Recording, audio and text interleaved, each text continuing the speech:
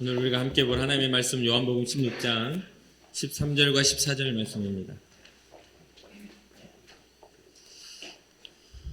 요한복음 16장 13절과 14절 말씀입니다. 우리 한 목소리로 함께 합독하도록 하겠습니다. 그러나 진리의 성령이 오시면 그가 너희를 모든 진리 가운데로 인도하시리니 그가 스스로 말하지 않고 오직 들은 것을 말하며 장래일을 너희에게 알리시리라. 그가 내 영광을 나타내리니 내 것을 가지고 너희에게 알리시겠습니다. 아멘. 요즘에 온전히 믿음을 지킨다는 일이 너무나 어려운 시대에 우리가 살고 있습니다. 정말 어려운 시대에 살고 있어요. 일부 예배 때는 제가 언급하지는 않았었는데 최근에 이제 월드 와치리스트가 발표한 기독교 박해 지수가 2024년도가 역대 최고치를 지금 갱신하고 계속해서 박해받는 기독교인들의 숫자가 굉장히 빠른 속도로 올라가고 있는 것을 보게 됩니다. 전 세계에 박해를 받고 있는 인구가 지금 3억 6,500만 명 이상이 기독교인이라는 것 때문에 신앙의 박해를 받고 있습니다. 작년 대비해서 작년을 2023년을 다 통계한 대비해서 500만 명 이상이 더 늘어난 수치입니다. 올해가 지금 5월 달이잖아요. 아직 절반이 가기 전인데도 수치 자체가 더 늘어나 있는 상태고 또 전 세계 기독교인 7명 중에 1명이 박해를 받고 있다는 의미입니다. 과거에 제가 이거를 처음 접했을 때는 8명 중에 1명이었거든요. 근데 이제 7명 중에 1명으로 이게 수치가 점점 줄어들고 있습니다. 그리고 이제 1993년 첫 번째 월드 와치리스트가 이 기독교 박해 인구를 이렇게 발표한 이래로 계속해서 상승 곡선을 띄고 있죠. 지금 현재 보면 2024년이 이제 절반도 채 지나가기 전인데 작년에 살해된 기독교인의 숫자에 육박한 그런 이미 그 작년에 순교를 당한 수치가 이미 거의 근접하게 죽임을 당한 수치가 나왔습니다. 게다가 공격받은 교회들이 충격적이게도 작년에 비해서 7배가 늘었습니다. 작년에는 2,110개 교회가 2,110건의 공격을 받았는데 지금 올해 들어서 14,766건이 지금 보고가 되고 있습니다.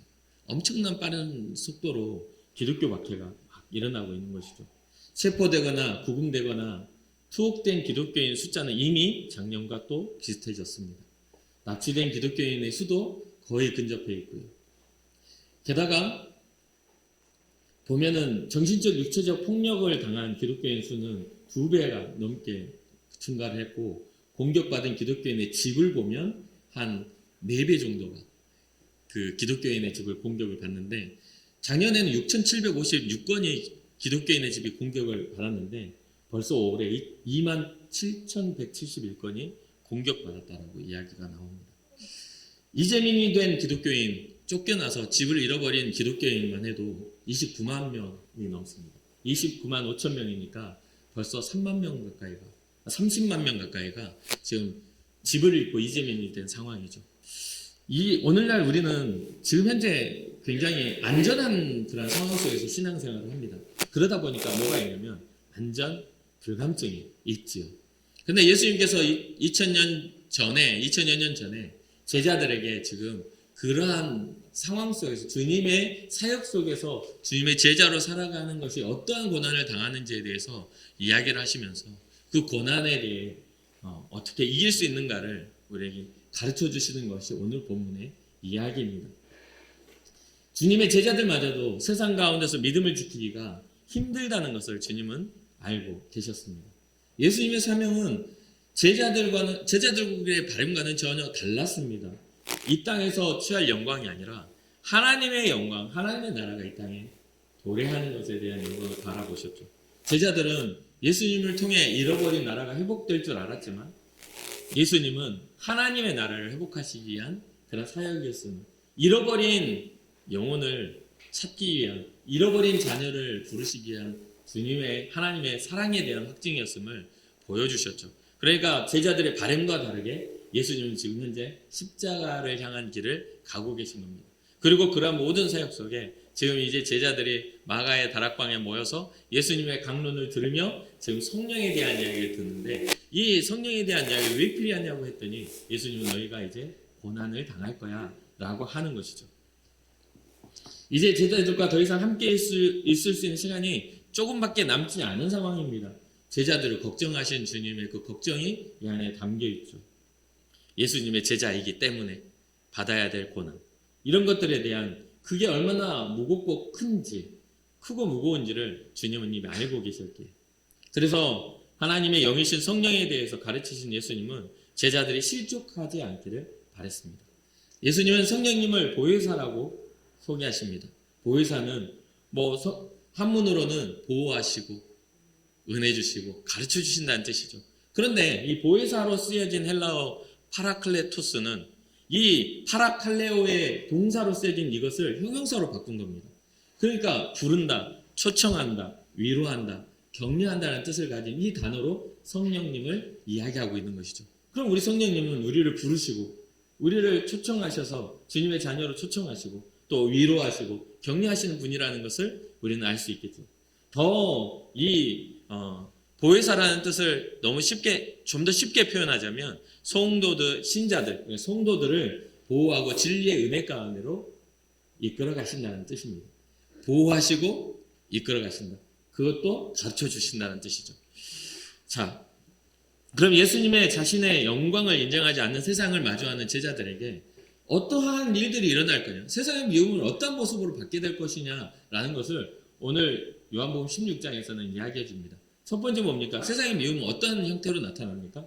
먼저 실족하게 할 것이다. 실족한다라는 것은 단순하게 가다가 넘어지는 그런 개념이 아니라 이들은 지금 신앙적인 예수님의 제자로서의 살아가는 삶의 결을 가지고 그 길을 걸어가야 하는데 그 길을 가지 못하게 만들 것이다.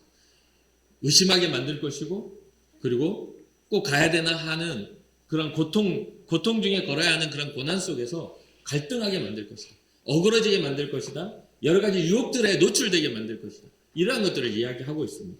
그리고 이것은 바로 신앙의 위협을 할 것이다. 너희들의 그런 삶의 그런 방향성들을 자꾸만 의심하게 만들 것이다. 이게 바로 세상이 주는 첫 번째 위협입니다. 두 번째 뭡니까? 출교할 것이다. 이걸 출회라고도 이야기를 하는데, 이때 당시에 회당에 모여서 이렇게 그 하나님 말씀을 강론하고 그 회당장들이 있는 것처럼 그런 회당이 모여서 강론하고 거기에 참여하는 유대인들의 그런 어떤 믿음의 회가 있지 않습니까? 출교라는 것은 그런 회당에서 쫓겨나게 될 것이다. 이스라엘 백성들은 정체성이 하나님을 섬기는 게 있습니다. 잘 아시다시피. 그런데 거기서 쫓아낸다는 것은 이스라엘의 뿌리를, 너희들은 우리의 민족이 아니야, 우리의 가족이 아니야라는 뿌리를 흔들어 버리는 그러한 일들이 일어날 것이다. 그리고 마지막, 이거는 어떤 그 상황의 생활의 위협이죠. 마지막 뭐를 이야기하냐면 죽임을 당할 것이다. 생존의 위협을 이야기를 합니다.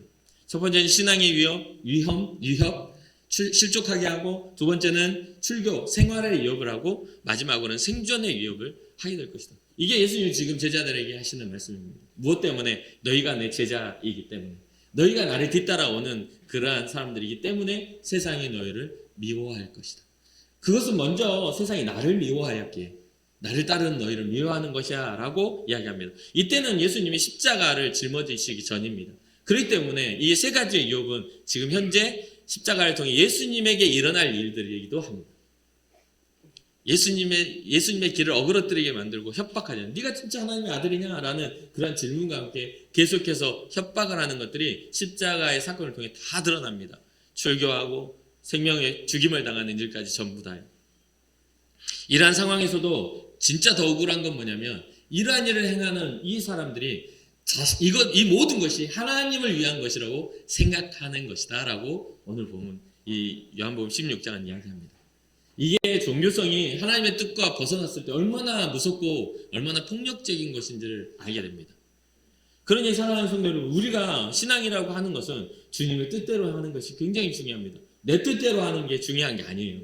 주님이 하시는 일, 주님의 뜻대로 이것은 이루어져야만 하는 일입니다. 안 그러면 예수님이 십자가를 지신 것처럼 제자들이 그 길을 가다가 순교한 것처럼 내가 핍박자가 돼서 누군가를 죽이게 됩니다. 그래서 어린 아이 하나라도 주님의 이름으로 영접하고 구원하는 일, 이게 굉장히 중요하다라고 이야기하십니다. 혹시나 우리가 어린 아이 하나라도 실족하게 한다면 하나님의 진노는 분명하게 이루어질 거라고 말씀을 경고도 하시죠. 그러니 주님의 뜻대로 살아가는 그러한 것이 굉장히 중요해요.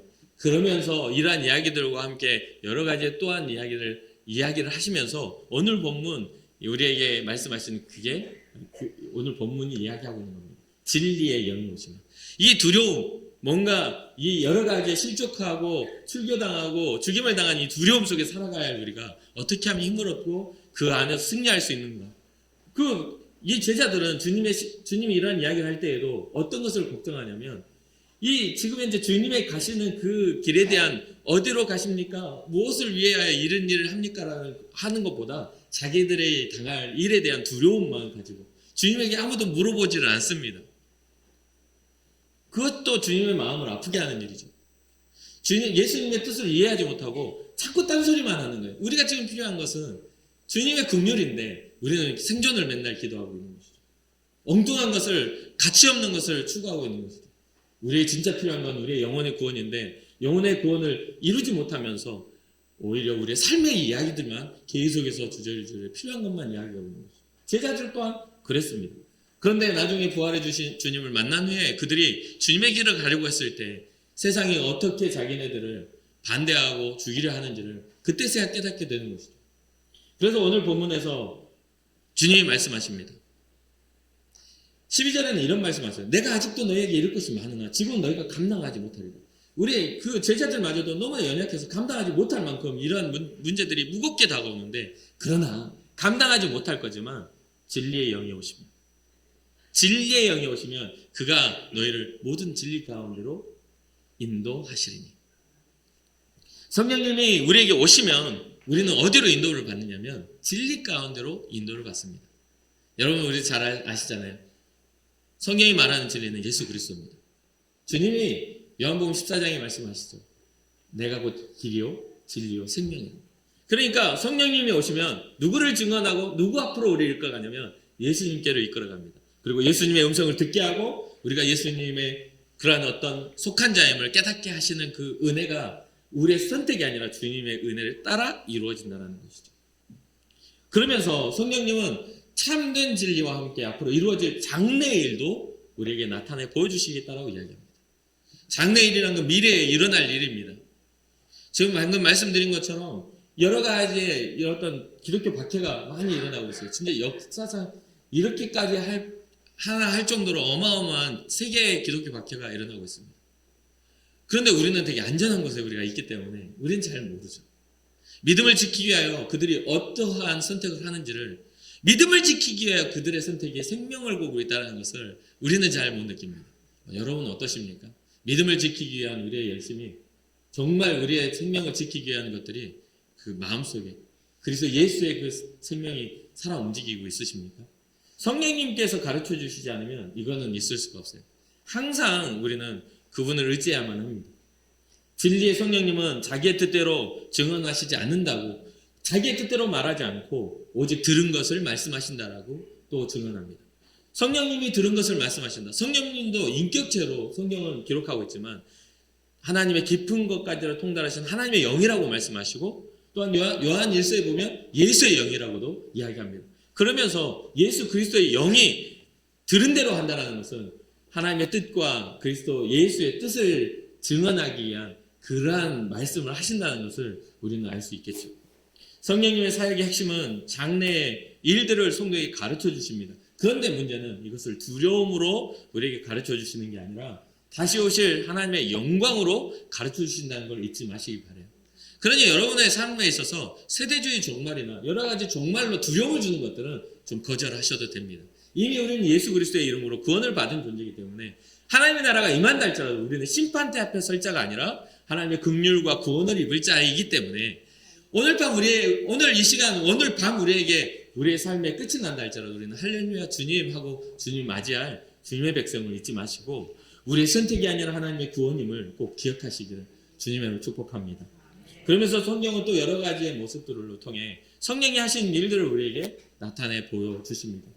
성령님은 하나님의 말씀을 대언하고 복음을 전하게 하신다고 이야기해 줍니다. 요한복음 3장 34절 하나님이 보내신 이는 하나님의 말씀을 하나니 이는 하나님이 성령을 한량없이 주심이라.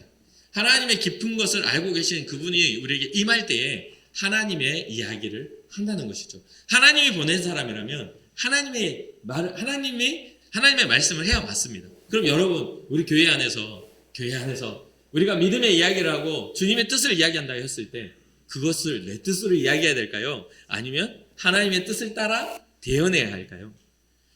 교회의 위기는 어떤 한 사람의 그런 일들로 결정되지 않습니다. 위기는 그 예수 그리스도의 복음이 있어야 될 자리에 사람의 의지와 뜻이 들어갈 때에 교회의 위기가 옵니다. 교회는 하나님의 뜻을 따라 이루어져야 되는 것이죠. 제가 여러 번 강조하죠. 베드로전서 1장 12절에 보면 이 섬긴 바가 자기를 위한 것이 아니요 너희를 위한 것이니 계시로 알게 되었으니 계시는 하늘로부터 내려오는 거죠. 이것은 하늘로부터 보내신 성령을 힘입어 복음을 전하는 자들로 이제 너희에게 알린 것이다 라고 이야기합니다. 하늘로부터 계시를 받은 자들이 그 보내신 성령을 힘입었을 때 그게 바로 복음입니다.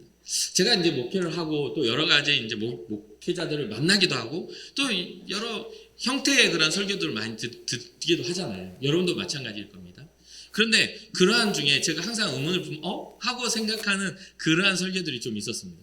분명히 복음을 전한다고 성경도 읽고 또 말씀도 정말 은혜로운 말씀을 읽어놓고 거기에서 진짜 복음이 아닌 그 사람 자기를 전하는 사람에게는 기쁠지 모르겠어요. 기쁜 소식일지 모르겠지만 진짜 듣는 우리 모두가 구원의 기쁨을 누릴 만한 복음이 하나도 들어있지 않는 그런 설교들을 들을 때 이게 진짜 복음인가? 예수님께서 우리가 잘 사는 방법들을 강론하신 적이 없습니다. 세상에 부자 되는 법을 강론한 적이 없어요. 세상에 성공의 법칙을 강론한 적이 주님은 없어요. 그런데 성경을 읽어놓고 인생을 성공하는 법칙들을 듣고자 하는 사람도 많을 뿐만 아니라 그러한 것들이 목회의 중요 부분이라고 생각하는 그런 목회자들도 있더라는 거죠. 주님의 사역을 우리는 교회의 사역은 주님의 사역이라고 여겨야 됩니다. 주님의 하신 일 말씀들을 한번 눈여겨보십시오. 여러분의 인생을 진짜 살리는 것이 이 땅에서 부자로 사는 것인지 건강하게 사는 것인지 뭔가 명예를 얻는 것인지 뭔가 성공의 법칙을 갖는 것인지를 한번 보시라는 이야기예요. 성경은 그렇게 말씀하시잖아요. 자기 직계 제자들에게 지금 너희들은 나 때문에 고난을 당한다고 말하고 있어요. 나 때문에 너희들은 실족하는 위기를 겪게 될 것이고 나 때문에 너희들은 출교를 당할 일을 겪게 될 것이고 나 때문에 죽임을 당할 위기를 겪게 될 것이라고 말하고 있단 말이에요. 근데 우리의 신앙은 지금 우리가 자리 잡고 있는 우리의 마음의 신앙은 뭡니까? 우리에게 격렬한 삶의 어려움이 있어서는 안 되는 게 우리의 신앙이라는 거죠. 평안해야 하고 걱정이 없어야 되고 아무런 문제가 없어야 돼요. 이게 우리의 신앙이에요. 근데 성경은 한 번도 우리에게 그것을 말한 적이 없어요. 말한 적이 없어요. 세상을 향해 나아가는 그들의 우리에게 담대하라 하시고 평안하라 하시는 것은 세상과 맞서 싸운 그 영적인 전쟁 가운데 승리자로서 그것을 이야기하시는 것이지 주님과 상관없이 배부르고 등 따시는 것들을 꿈꾸고 살아가라는 이야기가 아니라는 이야기입니다. 그러니 꼭 기억하십시오. 여러분들 스스로의 영적 전쟁이 있을 겁니다. 여러분들의 마음을 불편하게 만들고 여러분들의 삶 속에서 이겨내야만 하는 그런 영적 전쟁이 분명히 있어요. 그것에 대해서 간파하시고 마귀가 우리의 마음을 무너뜨리려 하는 모든 그런 것들에서 승리하실 주님의 축복합니다. 먼저는 뭐냐면요. 먼저는 여러분 스스로가 단단하게 일어서야 됩니다. 우리 하나님의 그 구원의 일은요. 누군가에게 전해지기 전에 하나님과 나와의 그런 사랑의 교제부터 시작합니다. 그래서 뭐라고 합니까? 사랑하는 자여 내 영혼이 잘된 것 같이. 이게 먼저입니다. 네가 범사에 잘되고 강건하기를 원하노라. 이게 나중입니다. 그런데 대부분의 사람은 내 영혼이 잘되면 뒤로 빼버립니다. 범사에 잘되는 것부터. 그래야 내 영혼이 평안하다 생각하는 거예요. 그러니까 애초에 다른 이야기예요. 애초에 다른 이야기입니다. 그러니 여러분 복을 받아야 주님께 헌신할 수 있다. 내가 가져야 뭔가를 할 수 있다. 우리는 많은 걸 가지고 있습니다. 제가 여러분들이 항상 기도하며 축복하는 게 뭡니까? 물질입니까? 우리에게 주어진 시간, 주님을 향한 사랑. 그 이후에 따라 나오는 그러한 것들이 있었을 때 물질도 의미를 두는 거 아닙니까? 하나님 앞에 나오며 예배하는 그 양과 염소의 그런 제사가 무슨 의미입니까? 거기에는 진정한 회개가 없고 주님이 보시기에 가증한 것들로만 눈 가리고 주님을 속이는 일밖에 안 되는 그런 것들이 주님을 어떻게 기쁘시게 할 수 있겠냐는 거예요. 그러니까 이사야서의 1장에 주님의 그 선언이 있지 않습니까? 너희들이 나에게 오는 그거 너무나 역겹고 나에게 태우는 그런 제사의 그런 냄새가 나를 힘들게 하는 겁니다. 이런 이야기들이 될 수밖에 없는 거 아니겠습니까? 그러니 먼저 영혼이 잘 되십시오. 그러려면 진리의 성령이 우리에게 오셔서 우리를 진리 가운데 이끌어 가셔야만 합니다. 그것이 깨달아져야 되고 그게 우리의 중요 가치가 돼야 되는 것이죠. 성령님이 오시면 우리는 각종 하늘의 은사를 맛볼 수 있다라고 고린도전서 12장에서 이야기를 합니다. 우리는 우리가 가진 재능이나 우리가 가진 가능성들이 우리의 노력으로 개발된다고 생각을 합니다. 그런데 그 이상의 것을 이루기 위해서는요, 하늘이 주는 특별한 은혜가 없이는 그 노력 이상의 것은 나타나지 않습니다. 특별한 신체를 가져야만 합니다. 우리 요즘에 막 이렇게 세계 이렇게 육상 선수권대회 막 이런 것들이 하이라이트로 막 뜨더라고요. 근데 그걸 보면 막 잘 달려가는 사람들, 그 사람들 보면요, 탁월한 신체와 그런 어떤 근육의 질감이 있는 것을 보게 돼요. 우리가 똑같은 사람인데 열심히 뛰어봤자 우리는 이렇게 뛰지 않습니까? 네? 열심히 뛰어봤자 아니 침을 흘리고 뛰어도 우리의 모습은 이것밖에 안 될 겁니다. 그렇지 맞죠? 하늘이 주시는 그 은사와 달란트는 그건 정해 놓으신 주님께서 허락하시는 거예요. 고린도전서 12장에도 똑같이 은사와 달란트를 주십니다. 근데 그것을 무엇을 위해 쓰라고 하십니까? 무엇을 위해요? 바로 교회의 덕을 세우기 위하여 하늘의 은사는 우리에게 허락된 것이다라고 말합니다. 그럼 여러분들의 삶에 은사가 있고 달란트가 있고 여러분 삶에 그런 것들을 가졌다면 교회의 덕을 위하여 주의 복음을 위하여 쓰고 계십니까? 그게 아니라면 그것은 주님과 상관이 없습니다.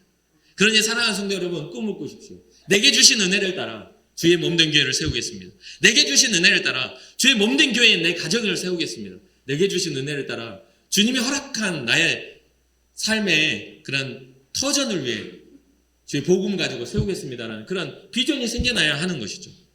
아무리 우리가 우리의 삶을 방비하고 우리의 삶을 막는다 할지라도 우리의 삶을 아무리 잘 세운다 할지라도 주의 보호하심이 떠난 우리의 삶은 위태로울 수밖에 없는 겁니다. 주님의 보호하심, 주의 성령이 우리를 이끌지 않으면 우리는 진리 가운데로 갈 수가 없어요. 그러니 여전히 구하십시오. 주님, 내게 없는 믿음을 주셔서. 고린도전서 12장에는 그 믿음도 은사로 나옵니다. 여러분 믿음이 없습니까? 그러면 구하셔야 돼요. 내게 믿음을 주셔서 주의 말씀 가운데 순종할 마음을 주십시오. 세상은 끊임없이 마귀는 우리를 넘어뜨리려 하고 우리의 신앙과 우리의 모든 어떤 삶의 뿌리와 우리의 생존을 위협하는데 주여 성령께서 오셔서 내 마음을 지켜주십시오. 내 마음과 생각을 지키시는 하나님을 내가 경험하길 원합니다라는 그런 구체적인 기도가 있어야 되지 않겠습니까? 성령님은 하나님의 사람으로서 인치심과 동시에 보증이 되신다라고 또 성경은 기록합니다. 고린도후서 1장 21절과 22절이죠. 우리를 너희와 함께 그리스도 안에서 굳건하게 하시고 우리에게 기름을 부으신 이는 하나님이시니 그가 또한 우리에게 인치시고 보증으로 우리의 마음에 성령을 주셨느니라. 여러분 신앙 가운데 여러분들이 신앙의 온전함을 갖는다는 것은요. 그리스도 안에서 굳건하게 되는 것입니다. 흔들리는 게 아니고 의문이 아니고 물음표가 아니고 느낌표입니다. 나를 구원하시는 그 하나님에 대한 감격과 기쁨이 있어야 되는 것이죠. 그리고 그것은 우리 안에서 스스로 생겨나는 자생하는 믿음이 아니라 우리에게 인치시고 보증으로 우리와 함께 하시는 성령으로 말미암은 거라는 거예요. 너는 내거라고 주님이 오셔서 이마에다가 도장을 찍어 주셔야 되는 내 영혼에 각인을 해 주셔야 된다는 거예요. 그것은 우리의 선택이 아닙니다. 그러니 이 자리에 나와 있는 여러분들은 여러분의 선택으로 이것을 선택했다 생각하지만 주님이 부르시지 않으면 절대로 가능성이 없습니다. 그러니까 보혜사 성령님의 파라클리토스라고 할 때 뭐라고 했습니까? 부르시다, 초청하다는 뜻의 그러한 성령의 일하심이 있다고 말씀드렸잖아요. 콜링 하시는 주님. 여전히 우리를 은혜 가운데 내가 너를 구원하였다라고 나를 가치 있게 세상에서는 가치가 쓸모가 우리의 육신의 가능성으로 그 판단되어지고 나이와 젊음과 가능성으로 보지만 우리의 건강과 우리의 어떤 재능으로 보지만 하나님은 우리로 하여금 우리의 존재를 가치 있다라고 불러주시는 겁니다. 내가 너를 지명하여 너를 인쳐서 나의 자녀로 삼았다라고. 그러니 우리의 이러한 부르심에 우리가 응답할 수 있는 그런 은혜가 있기를 주님으로 축복합니다. 또한 성령님은 육체의 욕심을 이기게 하십니다.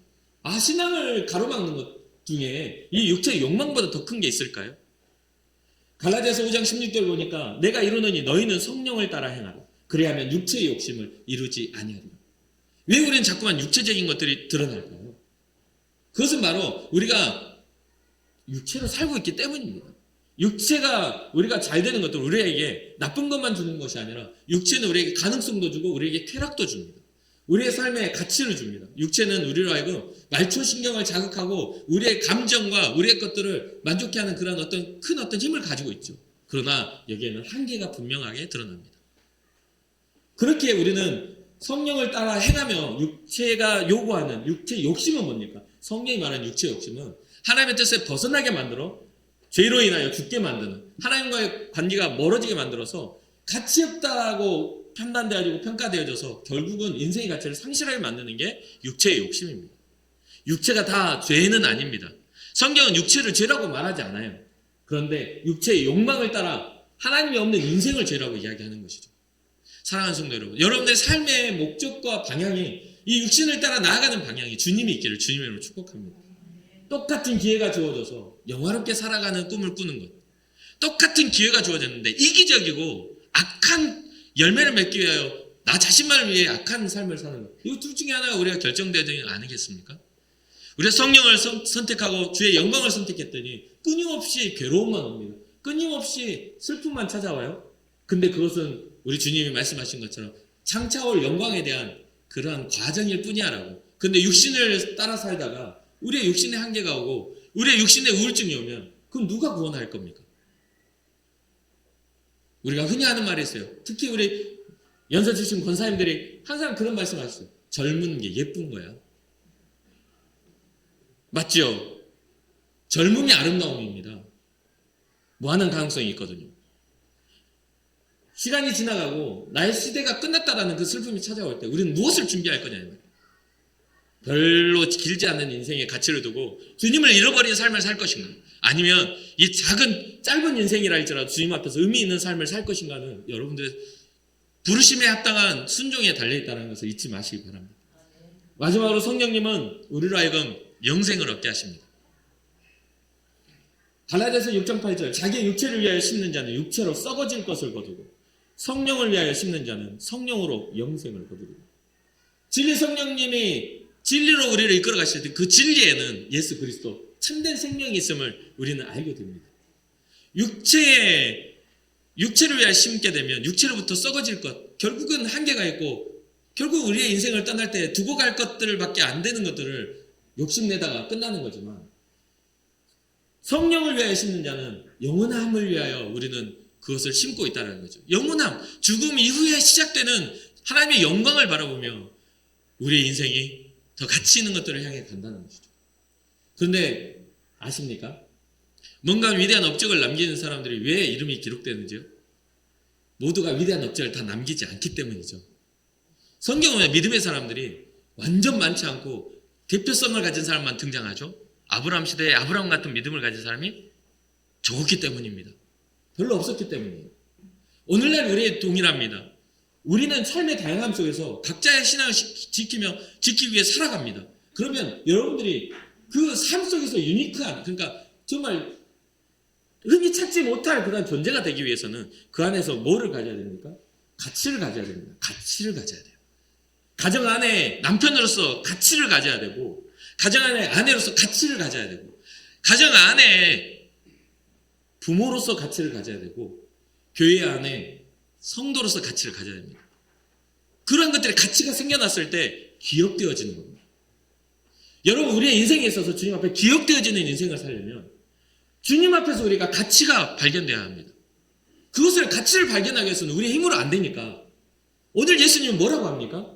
진리의 영을 의지하라 말씀하십니다. 그분이 우리에게 오셨을 때 우리는 비로소 우리가 어떤 존재인지를 깨닫게 된다. 너희의 위험, 너희의 모든 그런 삶의 위험들을 그가 이기게 하실 것이다. 지금 장차 있는 이 고난들이 큰 영광을 바라보는 과정임을 깨닫게 하실 것이다. 어떤 삶의 죄에 대하여, 또한 의에 대하여, 하나님의 구원에 대하여서도 성령은 가르쳐 주실 것이다. 2000여 년 전에 제자들이 세상 속에서 주님의 교회의 초석을 위해 핍박과 고난을 당했습니다. 그래서 그들의 성공적인 삶의 모습 때문에 교회는 이 땅에 세워지게 되었고 그들의 온전히 전해진 복음으로 인하여 또 다른 제자들이 생겨남으로 전 세계에 복음이 전해지고 오늘날 우리에게까지 복음이 오게 된 것입니다. 그러면 오늘날에는 우리는 어떻습니까? 아까 말씀드린 정말 믿기 어려운 위기 가운데 있는 이 시대 속에 우리는 어떠한 것을 가지고 있는가? 우리도 지금 현재 무너져가는 이 교회를 세워야 할 사명이 있다고 여겨지지 않습니까? 이 점점 교회를 떠나고 교회의 자리가 비워져가는 이때 정말 이 나라 이 땅에 부흥이 일어나 각 교회가 정말 많은 사람들의 기도의 소리가 멈추지 않았던 그때는 많은 어떤 제자 양에게 풍성한 제자 양이 없었을 때에도 함께 기도하자면 목청을 높여 목을 쉬어가며 기도했던 그때가 점점 사라져가니 이제는 기도하자고 하면 그 이유를 묻습니다. 왜 기도해야 되는 거죠? 그리고 직분자들도 아십니까? 옛날에는 배우지 못한 권사님들을 기도를 시켜놔도 정말 평상시 했던 기도가 줄줄줄 나왔는데요. 지금은 화면이 띄어놔도 잘 안 읽습니다. 화면에 띄어서 이거 함께 기도하자 해도 내 기도 이외에 다른 기도를 잘 안 하려고 들어요. 그리고 어떻게 기도해야 하는지 모르겠다라고 이야기하는 직분자들이 너무너무 많아졌습니다. 그리고 그런 요청을 받죠. 나는 기도에서 좀 빼주세요. 나는 기도에서 좀 빼주세요. 우리가 해야 할 무기가 가장 큰 무기가 기도인데도 우리가 들고 살아야 할 가장 큰 무기가 하나님의 말씀인데도 교회 안에서 하나님의 말씀을 모르는 무지함이 있고 교회 안에서 주님 앞에 기도하지 못하는 영적 무지함이 있는 겁니다. 세상의 이치는 밝아도 영적 이치는 무뎌진 세대. 그렇다면 우리는 쉽게 이것을 회복할 그런 것들을 알 수 있지 않습니까? 우리는 말씀을 회복하고 기도를 회복하면 됩니다. 그래서 사랑하는 성도 여러분, 왜 나쁜 일을 하는 데에는 가르쳐주지 않아도 그렇게 연구를 많이 하고 그렇잖아요. 남 욕하는가 남 가르쳐줘도 어떻게 그렇게 잘 배우는지. 우리 아이를 그냥 유치원 때 보내놨더니 첫날 갔다 와가지고 욕 배워가지고 그게 제일 좋아 보였나 봐요. 근데 선한 일은 하지 말아라는 일은 가르쳐줘도 잘 안 해요. 주님을 위해 선한 일을 하자고 그러면 그걸 왜 해야 되는지를 맨날 따지고 물어요. 그걸 왜 해야 되는 거예요? 귀찮게 그걸 왜 해야 되는 거죠? 나쁜 짓은 말 안 해도 그냥 그만해라 해도 막 이빨 드렁드렁 해가지고 달려들면서 선한 일은 가르쳐줘도 잘 안 하려고 하는 우리의 습성을 이제는 버려야 된다고요. 죄에 장악되어 있는 우리의 습성을 버려야 진리로 이끌어 가시는 성령의 역사를 따라 우리는 열매를 맺을 수 있는 겁니다. 한번 잘 생각해 보십시오. 우리의 삶의 가치가 높아지기 위해서 교회 안에 우리는 어떤 존재해야 되고 삶 속에 우리는 어떤 걸 발견해야 되는지를 깨달아 아시기 바랍니다. 믿지 못할 이유를 발견하는 사람이 아니라 믿지 못할 세상의 모든 많은 이유들 중에서도 믿을 이유 예수 그리스도를 발견할 수 있는 우리의 모습이 되어야 되지 않겠습니까? 절망을 발견하는 것이 아니라 이 절망 속에서도 소망 대신 예수 그리스도를 발견해야 되지 않겠냐 말이에요. 진리의 성령이 오시면 우리에게 그것을 가르쳐 주신다고. 진리의 성령이 오시면 우리를 모든 진리 가운데로 우리를 이끌어 가실 뿐만 아니라 장래에 일어날 모든 영광도 우리에게 가르쳐 주신다. 이것을 소망하며 그러면서 성령님은 자기 이야기를 하시는 것이 아니라 예수 그리스도 그 하나님의 영으로 일하시며 듣는 것을 말씀하시는 걸 잊지 마시고 주님 앞에서 오늘날 교회를 세워가는 우리의 모습 속에 내가 교회가 하나님의 기뻐하시는 거룩한 교회가 되어 교회를 아름답게 세워가는 여러분과 제가 되기를 주님의 이름으로 축복합니다. 고난의 모양은 다르지만 주님을 위한 여정은 분명한 그런 삶을 삽시다. 애매모호하고 이게 누구를 위한 것인지도 잘 모르는 인생이 아니라 우리는 고난당해도 이게 영광을 바라보는 여정이구나. 주님을 향한 길이구나. 복음이 예수의 생명이구나. 세상 잘 사는 비법이 아니라 이 복음은 우리에게 찾아오신 주님의 구원의 이야기구나라는 것을 꼭 전해줄 수 있는 여러분과 제가 되기를 주님의 축복합니다. 잠시 기도하겠습니다.